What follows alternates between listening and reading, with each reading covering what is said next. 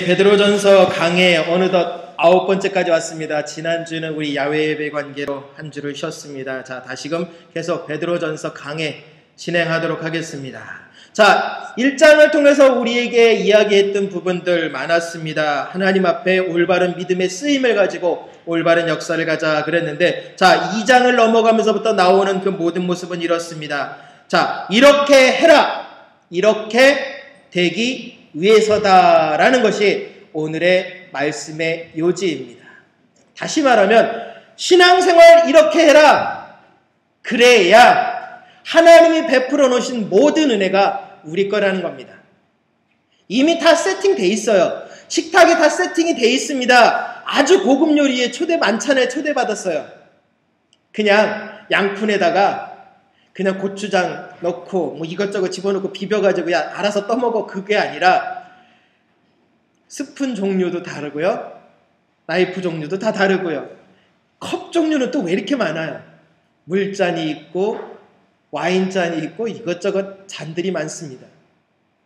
자, 세팅이 다 되어 있는데 문제는 방법을 물으면 어떻게 될까요? 샐러드용 포크를 가지고 고기를 찍어 먹으면 나야 상관없지만 다른 사람, 초대한 사람이 봤을 땐 어떨까요? 참 하고 속으로 한숨을 내쉬겠죠. 바로 오늘 말씀이 그 내용입니다. 거룩해지라고 지금까지 이야기했습니다. 그러려면 이제 거룩해지기 위해서 변화되어져야 될 모습을 오늘부터 베드로는 우리에게 이야기하기 시작을 합니다. 그 첫 번째로 무엇이냐? 악한 습관을 버리라는 겁니다. 거룩해지기 위해서 제일 첫 번째 해야 할 일은 악한 습관이라는 겁니다. 왜냐? 지지난주에 했던 1장 23절의 말씀 때문입니다. 무엇입니까? 거듭난 것은 썩어질 씨로 된 것이 아니요 라고 되어 있기 때문입니다. 1장 23절에 우리에게 했던 말씀 기억하실 겁니다. 우리가 거룩하게 사는 것, 거듭난 것은 사라질 것이 아니란 얘기입니다. 저와 여러분이 구원을 얻었습니다. 맞죠? 그 구원이 썩어져 버릴 것입니까? 썩어졌다라는 것은 무엇입니까? 버려도 되는 겁니다. 아무 가치 없는 겁니다. 과연 우리가 거듭난 이유가 예수님을 믿고 구주로 믿고 이 땅에서 아름답게 신앙생활 하겠다는 그 이유가 썩어질 것이었다면 우리는 잘못 믿은 겁니다. 바울이 고린도전서 15장에 말하고 있는 것처럼 부활이 없다면 우리는 헛믿은 거라는 겁니다. 다른 종교하고 우리가 다른 이유가 뭘까요? 우리는 부활이 있거든요. 다른 종교는 부활이 없습니다. 지구상의 그 어떤 종교도 부활은 언급하지 않습니다. 자신 스스로 노력해서 득도에 이르고 해탈의 경지에 이르러야 한다고 가르치고 있습니다. 그런데 하나님은 우리에게 이야기합니다. 아무 걱정하지 말고 부활해 주겠다라는 겁니다. 그 전제 조건이 뭐라고요? 거듭나라고. 그런데 거듭나는 게 어렵다고요? 아니요. 하나님은 어려운 거 주신 적 없습니다. 이렇게 이해하시면 더 쉽게 될 것 같아요. 새벽 기도 때 2번을 말씀드렸는데 지금 이 시간에 다시 한번 설명을 드리겠습니다. 구원이 싸구려냐고요? 아니요. 이렇게 이해하세요. 자, 제가 지금 여기 계신 분들한테 고용을 합니다. 이쪽 두 줄이 있잖아요. 이쪽 줄에 앉으신 분과 이쪽 줄에 앉으신 분들을 고용했습니다. 자, 이쪽 왼쪽에 앉으신 분들한테는 제가 10억을 드린다겠습니다. 한 달 뒤에 10억을 드릴 테니까 열심히 일하고 한 달 뒤에 오십시오 했습니다. 자, 이 오른쪽에 계신 분들도 10억을 드린다겠습니다. 그런데 10억을 먼저 드리고 나서 한 달 열심히 일하십시오 했습니다. 같이 일할까요? 틀리게 일할까요? 틀려요. 한 달 동안 10억을 받기 위해서 달려가는 사람은 고생할 겁니다. 그리고 그 10억이라는 돈 때문에 어떻게 됩니까? 자유함이 없어요. 돈을 오로지 얻어내기 위해서 일을 하는 거지 일을 즐길 줄은 모릅니다. 그러나 오른쪽에 있는 사람은 대충 일해도 이미 돈은 받았어요. 그렇죠? 이미 돈을 받았으니까 대충 해도 상관은 없어요. 그러나 오른쪽에 있는 사람들의 특성은 무엇입니까? 나를 뭘 믿고 그 돈을 주었단 말인가? 야, 정말 고맙다. 그 한 달 동안 일하는 것은 기쁨으로 할까요? 억지로 할까요? 기쁨이요. 이게 구원입니다. 거듭남이라는 것은 이겁니다. 이미 이렇게 주었다. 그런데 너희들은 그것을 어떻게 받아들일 거냐는 얘기입니다. 한 달 동안 죽어라 고생해가지고 얻어낸 걸로 여길 거냐? 아니면 미리 받았으니까 감사함으로 살 거냐고 묻는 것입니다. 구원에 이르도록 우리는 애써야 합니다. 왜입니까? 오늘 본문 2절에 말씀하고 있습니다. 너희로 구원에 이르도록 자라게 하려 함이라겠습니다. 거듭나는 이유는 구원의 완성입니다. 저와 여러분 구원 받았습니다. 맞습니다. 구원 받으셨습니까? 물으면 아멘입니다. 그런데 한 가지 덧붙여야 할 것이 있습니다. 무엇일까요? 구원이 완성되었습니까? 아니요. 구원은 받았지만 완성은 아직 아닙니다. 구원의 완성은 어디까지일까요? 바뀌어야 되거든요. 아까 우리 장로님 말씀해 주신 말씀이에요. 거룩해지셔야 합니다. 그게 구원의 완성입니다. 정직해지고 진실해지고 겸손해짐으로 말미암아 하나님과 모든 사람들한테 인정을 받을 때 비로소 구원은 완성이 되는 겁니다. 그렇게 되는 순간이 언제냐고요? 이 땅에서 가능할까요? 불가능합니다. 예수 그리스도의 품에 안기는 그 순간은 완성이 될 것입니다. 그럼 그때까지 가만히 있다가 안기면 됩니까? 아니요. 매일매일 노력한 완성의 결과가 십자가 앞에 가는 그 순간에 이루어진다는 얘기입니다. 그러면 오늘도 우리는 노력해야 한다는 이야기입니다. 거룩한 백성답게 거룩한 자녀답게 부르신 그 의미대로 노력을 하라는 이야기입니다. 그럼 어떻게 해야 됩니까? 오늘 본문에 이야기를 했습니다. 악한 삶을 버리고 신령한 젖을 사모하라고 했습니다. 자, 악한 습관을 버리라는 겁니다. 저와 여러분들의 삶 속에 수만 가지 습관이 있습니다. 이 습관은 언제 형성이 됐습니까? 주변의 영향으로요. 내가 보고 싶은 대로 보기 때문에, 내가 생각하고 싶은 대로 생각하기 때문에 습관이 형성되어집니다. 자, 음식을 먹을 때 목사님 저는 그 음식 못 먹습니다. 왜 못 먹을까요? 이유는 딱 한 가지입니다. 습관이 그렇게 들었기 때문입니다. 자, 한국 선교사님들이 외국에 나갔을 때 처음에 원주민 선교를 갔을 때 정말 보도 못한 듣도 못한 음식을 내주었을 때 고통스러워합니다. 이걸 어떻게 먹을까? 난감해요. 자, 한번 여러분들이 선교사로 나가셨습니다. 동남아로 나가셨습니다. 제 손가락이 2개만한 요만한 작은 애벌레가 있어요. 그게 아주 맛있는 요리랍니다. 조금 이따 식사하실 때 불편하시겠지만 그게 요리라는데 그것을 식탁에 올려놨습니다. 드실 수 있으시겠어요? 그걸 안 먹으면 선교가 안 되는데 어떻게 하시겠어요? 에스키모인들한테 갔을 때 제일 최고의 요리가 뭔 줄 아세요? 우리가 제일 하찮게 여기고 지저분하게 여기는 구더기요. 그거를 최고의 요리라고 선교사한테 내놨을 때 드시겠습니까? 안 드시겠습니까? 못 먹습니다라고 얘기를 합니다. 왜 그렇습니까? 우리의 습관이 그렇게 길들여졌거든요. 그것은 안 좋은 음식 하고 벌써 우리는 습관이 들었다는 얘기입니다. 그런데 하나님은 오늘 우리에게 이야기를 합니다. 바로 그러한 습관들을 고쳐내지 못하면 결코 하나님 앞에 나아갈 수 없다라는 겁니다. 우리는 기도합니다. 하나님, 이 악한 삶에서 벗어나고 싶습니다라고 이야기를 합니다. 그런데 정작 입술은 그렇게 고백을 하고 있으나 삶의 습관을 바꾸겠다라고 노력하는 것은 없다라는 거죠. 그리고 또한 무엇입니까? 신령한 젖인 양식을 또한 사모하라고 되어 있습니다. 악한 습관을 버려내고 두 번째 신령한 젖을 사모하라고 하는데 말씀의 양식이라는 겁니다. 얼마나 말씀을 갈급해 하십니까? 말씀 없이는 안 되겠습니다. 말씀의 갈급함이 내게 찾아올 때 신령한 하늘의 역사는 이루어집니다. 말씀이 읽어도 되고 안 읽어도 되는 것이 되어버리면 내게 은혜는 없어요. 바로 오늘 본문 이 두 가지 이야기를 하고 있습니다. 그렇다면 이 둘 중에 뭐가 우선순위일까요? 거룩해지기 위해서는 악한 습관이 먼저일까요? 신령한 젖이 먼저일까요? 가장 중요한 것은 이겁니다. 악한 습관을 먼저 버리라는 겁니다. 왜냐? 악한 습관을 버리지 않으면 결코 은혜를 누릴 수 없기 때문입니다. 왜요?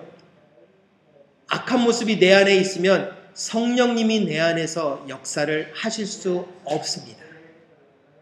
성령님이 역사하지 않으면 하나님의 마음을 알 수가 없기 때문입니다. 그러므로 저희들 악을 버려야 합니다. 오늘 두 가지 이유로 악을 버리라고 했습니다. 왜냐? 악이 가득하면 신령한 것을 사모할 수 없기 때문이라고 했습니다. 왜냐? 악한 사람은 악한 것을 구할 수밖에 없습니다. 우리 예수님이 하신 말씀 기억나십니까? 좋은 나무에게서는 좋은 열매가 맺고 나쁜 나무에게서는 나쁜 열매가 맺는다. 다시 말하면 무엇입니까? 출발부터가 제대로 되어야 한다는 얘기입니다. 내가 잘못된 거 알고 있어요. 누구나 자기 자신이 잘못됐다는 거 알고 있음에도 불구하고 그 길을 걸어간다면 결과적으로 열매는 그렇게 맺을 수밖에 없습니다. 잘못됐다는 거 알면 돌이켜야죠. 돌이키지 않는다면 결국은 아무것도 이뤄낼 수 없는 사람일 뿐입니다. 그게 우리에게 문제가 되어진다는 거예요. 그리고 두 번째, 악이 우리에게 가득하면 신령한 젖을 받아들일 수가 없다는 얘기입니다. 다시 말하면요, 지금 몸이 무지 아픕니다. 체해버렸어요. 이럴 때 음식물이 들어갈 수 있을까요? 없을까요? 안 들어가요. 바로 그 이야기입니다. 내 몸이 악에 찌들어버리기 시작하면요, 수많은 은혜가 들어올 수 있느냐? 아니요. 젖을 수가 없다는 얘기입니다. 지금 우리가 방수옷을 입고 있어요. 비가 안 들어오는 방수옷을 입고 있어요. 비가 안으로 들어올 수 있을까요? 없을까요? 없어요. 바로 그런 얘기라는 겁니다. 악이 우리를 감싸버리고 있으면요, 결코 그것에 젖을 수가 없어요. 신령한 은혜에 젖을 수가 없다는 겁니다. 그렇기 때문에 하나님은 이야기를 하십니다. 모든 것들을 버리기 시작하라고요. 어떤 것들을 버리기 시작하라는 얘기입니까? 교회에 대한 불만, 교인에 대한 증오심, 그런 것들, 서로가 서로에 대한 마음의 불편한 것들 버려내십시오. 다른 사람 때문에 이런 것 같아서 저래서, 아니요. 그게 오히려 나를 병들게 만들어요. 다른 사람은 그런가 보다. 목사님 그건 무관심하고 방치 아닙니까? 아니요. 1차적으로는 내가 먼저 살아야 됩니다. 목사님 어떻게 그럴 수가 있습니까? 공동체인데요. 악은 모양이라도 버리라겠고 죄는 다스리라겠습니다. 그럼에도 불구하고 그 악과 모양을 버리지 못한 채 나간다면 내가 바꿀 수 있다고요? 아니요. 우리는 못 바꿔요. 두 사람밖에 못 바꿔요. 하나님과 내 자신이요. 자기 스스로 바꿀 수 있음에도 바꾸지 않는데 어찌 다른 사람이 바꾸겠습니까? 그건 불가능한 얘기죠. 우리가 가장 중요한 것들, 이런 습관을 버리지 못하면서도 신앙생활은 잘할 수 있는 것 같냐? 예, 잘할 수 있어요. 생활은 잘해요. 그러나 문제는요, 가슴 속에 변화가 없는 진정한 영적인 생활은 불가능한 겁니다. 다시 말해서 성도로서의 삶은 불가능하고 교인으로서의 삶은 가능하다는 얘기예요. 우리가 꿈꾸는 건 성도입니까? 교인입니까? 당연히 성도죠. 성경책 들고 왔다 갔다 하는 교인으로서 천국에 들어간다라는 보장은 희박합니다. 말씀대로 변화되어지지 않고 그저 그 모습, 인간적인 모습을 그대로 간직한 채 하나님 앞에 간다. 그건 불가능합니다. 알고 있음에도 불구하고 현실이 그렇지 않지 않습니까? 라고 항변하신다면 할 말이 없어요. 왜 할 말이 없느냐? 그런 말씀 앞에는 어떠한 말을 해도 귀 기울이지 않기 때문입니다. 그래서 예수님이 그 말씀하신 거예요. 귀 있는 자는 들을지어다. 들을 귀 있는 자는 들을지어다. 본인이 듣기 싫으면 일단 차단해버리는 건데 어떻게 하겠느냐는 얘기예요.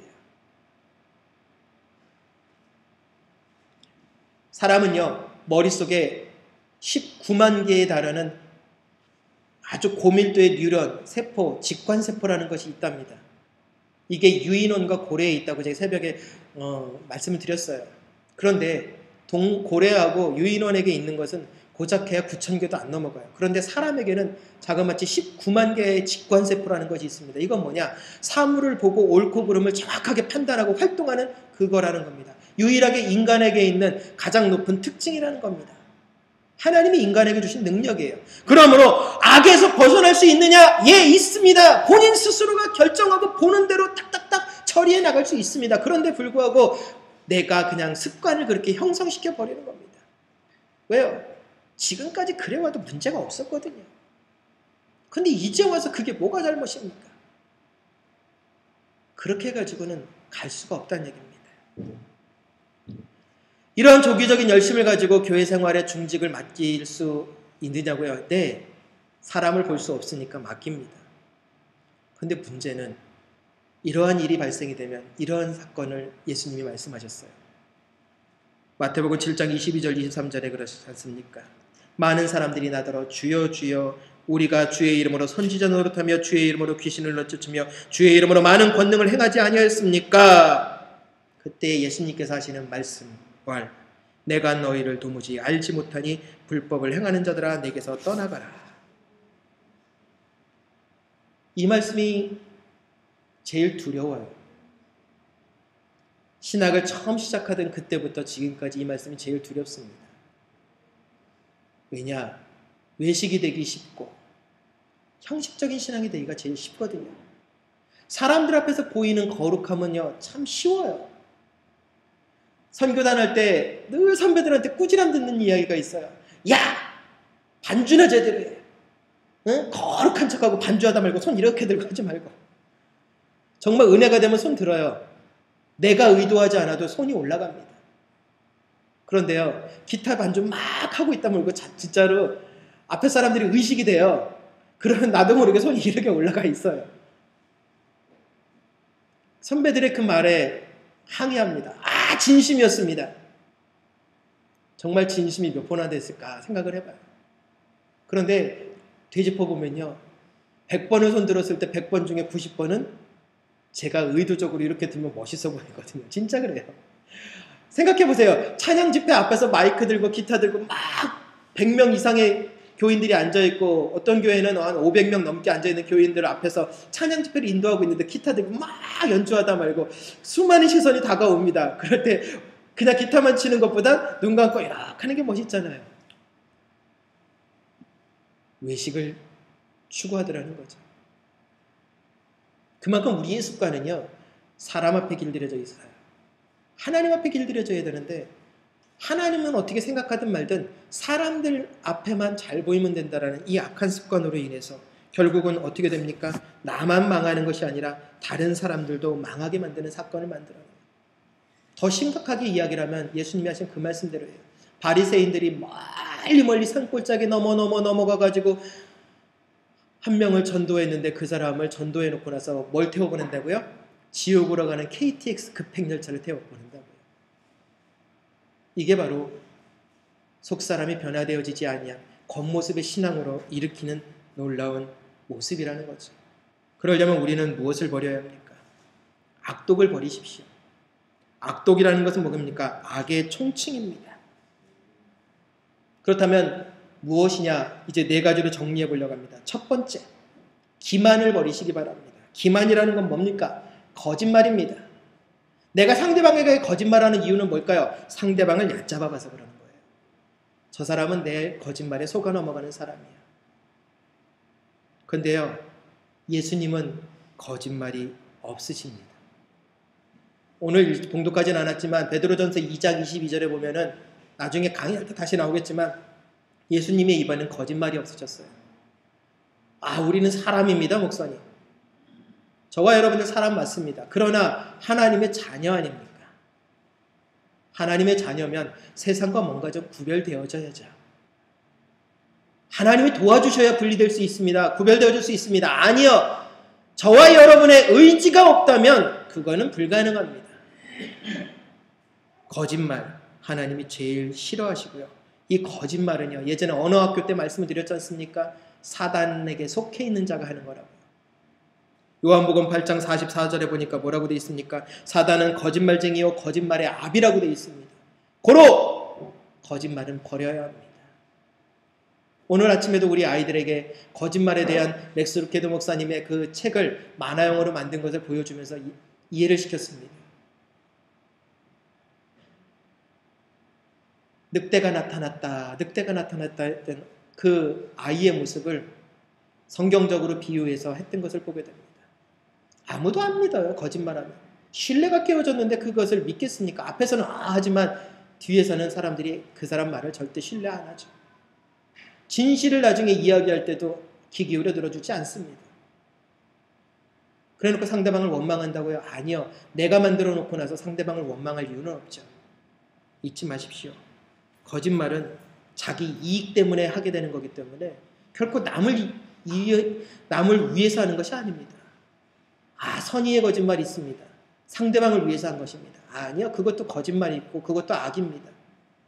성경에 허락된 악은 딱 한 번이라겠죠. 생명을 살리는 경우만 허락이 되었다고 했죠. 라합이 살려내는 그 딱 한 번의 기회, 그건 오늘 오해할 겁니다. 그거 외에는 거짓말 허락하신 적 단 한 번도 없어요. 왜요? 하나님이 거짓말 자체를 증오하시니까. 그러므로 거짓말은 버려야 합니다.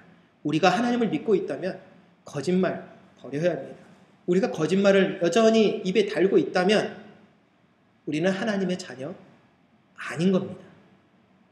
심각하게 드리는 말씀이에요. 왜요? 하나님이 제일 싫어하는 일을 하고 있다는 건 뭡니까? 부모님의 말을 안 듣는 건 부모님의 자식이 안 되겠다는 얘기잖아요. 아빠하고 나하고 상관없어. 엄마하고 나하고 상관없어. 우리 남남으로 살자. 이 말하고 뭐가 다르냐는 얘기예요. 두 번째, 외식입니다. 기만 다음으로 외식을 버리라고 했습니다. 외식은 무엇입니까? 위선입니다. 이것도 역시 거짓말이죠. 겉으로 그런 척만 하는 겁니다. 척, 제일 싫은 단어예요. 왜냐? 하나님은 척하는 걸 싫어해요. 척은 뭡니까? 겉모습만 은혜지 속은 그대로예요. 속이 변해야죠. 우리 어르신들이 그 말씀 하잖아요. 저 녀석은 속이 꽉 찼네 그냥. 아이들한테 그 말을 합니다. 저 녀석은 떡잎부터 벌써 틀리네. 벌써부터 자라서 큰 인물 될 거란 이야기잖아요. 그 이유가 뭡니까? 비록 어린아이지만 그 아이는 가식적인 모습이 아니라는 거죠. 그렇다면 우리 믿는 사람들 어떤 모습이어야 될까요?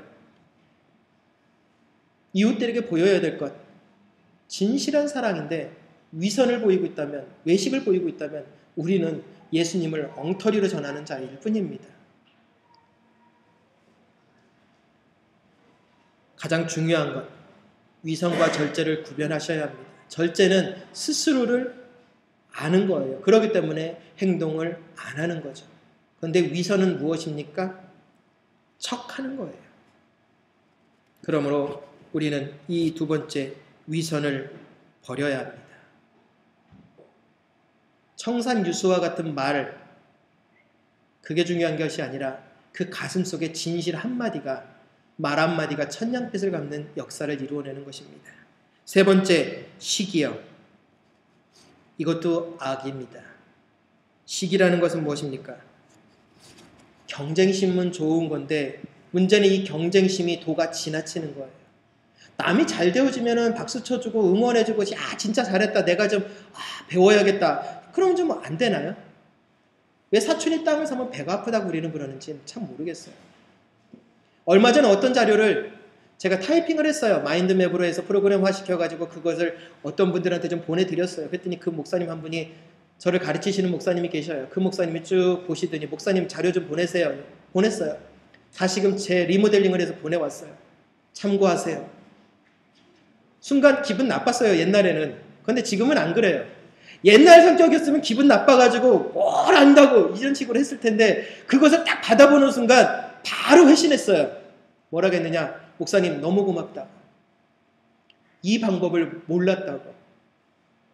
이렇게 프로그램을 사용할 수 있는 방법이 있었는데 너무 고맙다. 그랬더니 그 목사님이 개면쩍게 목사님 뭐 그런 걸 가지고 다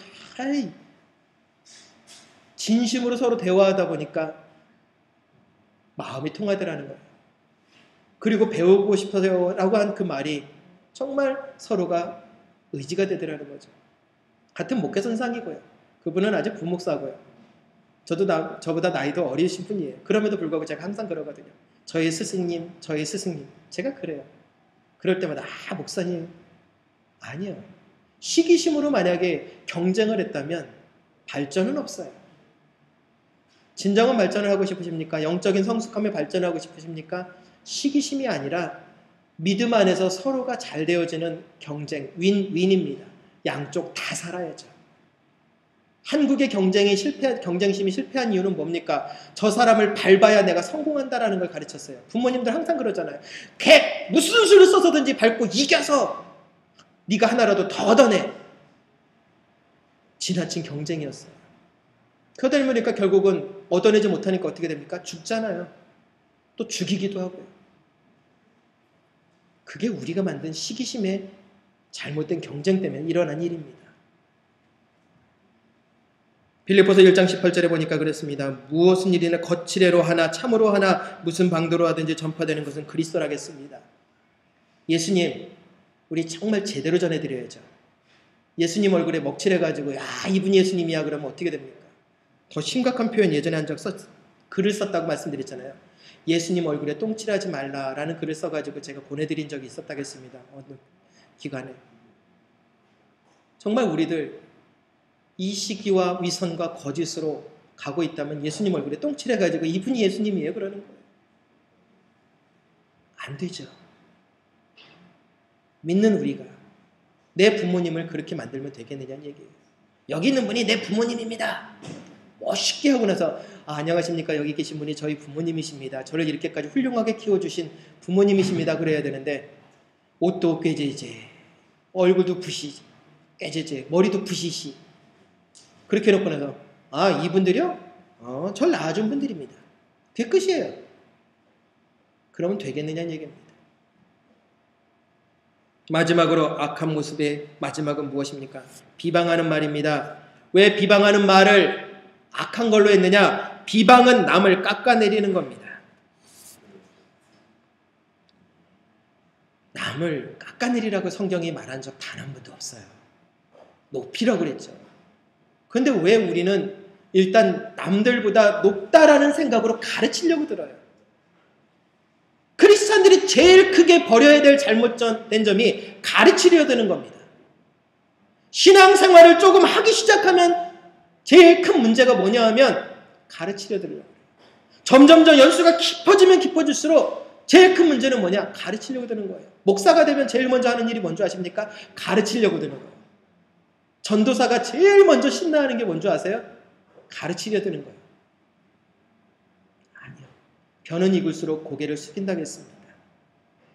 말씀이 내 안에 역사를 하면 예수님처럼 가르치려 드는 것이 아니라 삶을 통해서 우러나서 본을 보이는 것으로 우리는 바뀌어져야 합니다. 그러려면 남을 깎아내리는 모든 말은 버리라고 되어 있습니다. 이런 말이 있습니다. 30초 동안 비방하는 그 입술은 즐거울진정. 30초 동안 비방하는 것은 즐거우나 그 비방을 들은 사람은 30년 동안 상처를 안고 살아간다. 이런 말이 있습니다. 말 한마디 별거 아닌 것 같잖아요. 그러나 말 한마디로 사람을 죽이는 그런 사건을 일으킬 수 있다는 얘기입니다. 마타도어라는 단어 아시죠? 투, 스페인 본토에서 하는 투. 언젠가 기회가 되면 보겠죠. 그런데 그 투의 마지막에 한 사람이 나와서 칼로 소에게 꽂아서 마지막을 마무리 짓는 사람이 있잖아요. 그 사람을 마타도어라고 합니다. 목숨을 끊어내는 자. 칼로만 사람을 죽이는 게 아니에요. 남을 깎아내리거나 비방하는 그 말 자체가 영혼을 죽이거든요. 말씀드렸잖아요. 30초 동안 내 즐거웠던 그 비방 때문에 그 사람이 30년 동안 상처 속에서 산다고요.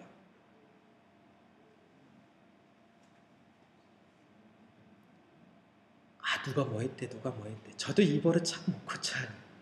잘 듣고 말을 또 하긴 하지만 가급적이면 잘 안 하려고 하는데도 잘 안 될 때가 있잖아요. 왜 그럴까요? 경쟁심 때문에 그래요. 내가 너보다 조금 더 많이 그래. 근데 이 비방도 역시 거짓과 시기와 위선이 다 함께 나타난다라는 거예요. 다시 말해서 뭡니까? 앞에선 칭찬, 뒤에선 비방. 아니에요. 그럼 목사님 똑같아야 합니까? 앞에서도 비방하고 뒤에서도 비방해야 됩니까? 아니요. 앞에서 기도해주고 뒤에서 기도해 주십시오. 바뀌도록. 이게 우리가 해야 할 일입니다. 이 네 가지를 버리면, 진정한 이 습관을 버리면 하나님의 자녀가 될 수 있다는 겁니다. 그리고 나서 신령한 젖을 사모하라는 겁니다. 이 신령한 젖을 사모하라는 단어가 이해가 참 안 되어졌어요. 그런데 어느 날 예리엘을 보면서 그게 이해가 되어졌어요. 왜냐하면 모유수유를 하니까 지가 배고파요. 그럼 막 바닥에 누워서 떼굴떼굴 하고 소리 지릅니다. 재워보려고 해도 뭐 잠자는 건가 하고 해도 안 돼요. 그러다가 엄마가 탁 나타나서 씩 하고 한번 웃어주면요, 벌써 의미를 알고 울음소리가 바뀌어요. 애처로운 목소리예요. 그때는 막 화가 나서 짜증나는 그러다가 엄마 얼굴을 탁 마주보면요, 엄마가 나타나서 엄마 얼굴을 보면 벌써 하고 나서 뭔가를 원하는 목소리의 그 울음으로 바뀌어요. 그리고 모유수유를 시작을 하면요, 벌써 바뀌어요. 필사적으로 달려들어서 자기의 영양분을 섭취를 하려고 합니다. 이게 신령한 젖이에요. 저와 여러분들이 하나님의 말씀을 그만큼 간절히 원했느냐는 얘기죠. 아이, 갓난아기의 신령한 젖을 사모하라는 건 무엇입니까? 그 목표 예수님의 말씀을 그만큼 간절히 원하느냐는 얘기예요. 그리고 그 말씀이 내 앞에 나타났을 때 그 말씀대로 내가 바뀌어질 마음이 있느냐고 물으시는 겁니다. 바뀌어질 마음이 없다면 우리는 여전히 하나님으로부터 저 멀리 떨어져 있는 사람일 뿐입니다. 성경책 들고 다니는 그 모습이 되어져서는 안 되죠. 천국과 지옥은 있느냐고요? 예, 있습니다. 그 천국과 지옥의 판단은 어떻게 이루어지느냐고요? 저와 여러분들의 모습으로요. 내 모습으로 판단되어지는 거지 옆 사람과 경쟁으로 판단되어지는 건 없습니다. 내 행위, 내 모습 그대로요. 어떤 모습이요? 지금 말씀드린 대로 네 가지, 기만과 외식과 시기와 비방하는 말을 버리시고 하나님의 신령한 말씀이 내 안에 살아있음으로 말미암아 새롭게 거룩한 습관을 가지고 하나님의 말씀으로 변화되어지고 그러한 모습이 되어지시길 부탁을 드립니다. 2장 2절에 이렇게 말씀하는 걸로 결론 내립니다. 갓난아기들 같이 순전하고 신령한 젖을 사모하라. 이는 그로 말미암아 너희로 구원에 이르도록 자라게 하려 함이라. 애절함이 묻어나시란 얘기입니다.